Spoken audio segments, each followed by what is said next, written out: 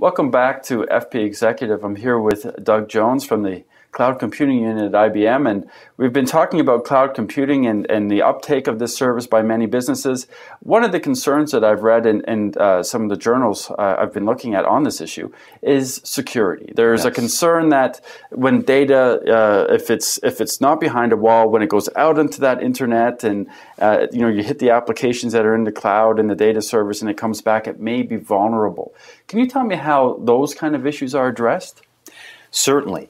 It actually depends on what you're using a cloud for and what kind of cloud it is. If it's a private cloud built behind a company's firewall for their exclusive use, there actually is no change in security and privacy. I see.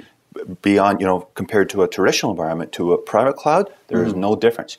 If you're going to use a public cloud service, you have to be conscious of what are you going to use that public cloud service for. I see. Are you going to put sensitive information in there? If you are, you need to do, as a consumer, do your due diligence.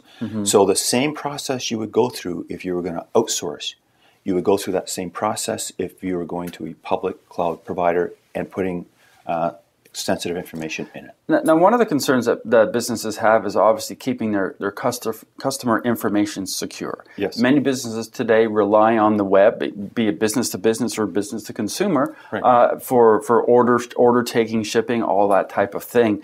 And again, cloud computing seems ideally suited to many of these businesses.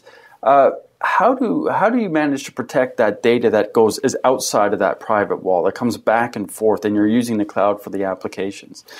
Well, there's many technologies to do that. Encryption would be the easiest way. Okay. And there's different levels of encryption that one would use depending on how sensitive that information is. I see. At IBM, we actually offer 4 levels of security and privacy. So clients can choose the level of security and privacy that they require depending on what they're using that public cloud service for. I see. And would those different security options also be tied to, for example, regulatory requirements, or sometimes there's privacy issues, let's say in banking, for example. Yes. Are they built around those kind of issues?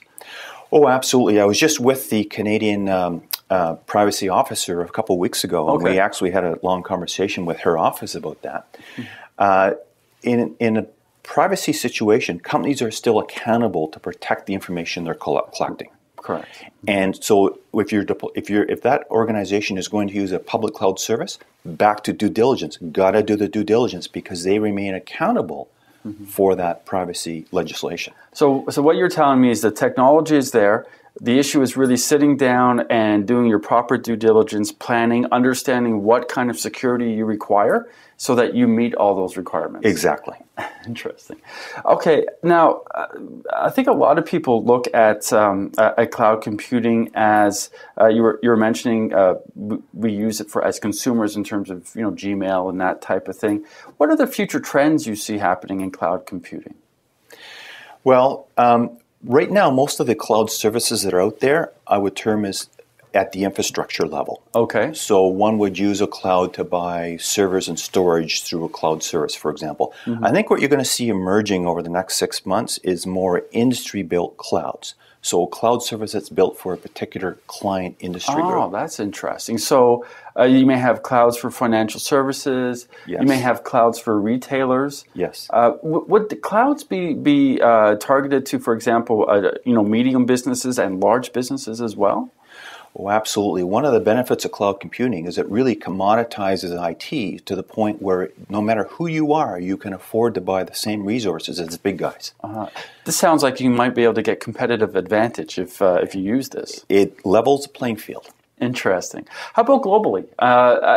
People want to know where these clouds are located. Let's say they're a global company. Yes. Is there data? Let's say they're a Canadian company and they're working with IBM, for example. Where is all that data stored? Is it just sort of floating around in the ether, or? No. It is stored in cloud data centers. Essentially, it will come back to traditional data centers. I see. There are data centers being used for cloud computing, and some companies have stringent requirements where they have to make sure that data does not leave the province or the country. Right. So you have to know where is that data being stored? Back to due diligence again. What are you using it for? And is it sensitive information that has to stay in province or in country? So you have to have direct relationship with your cloud provider to ensure you're meeting those requirements. Interesting. Doug, thank you so much for talking to us today about cloud computing. It's a fascinating subject. Thank you again. My pleasure.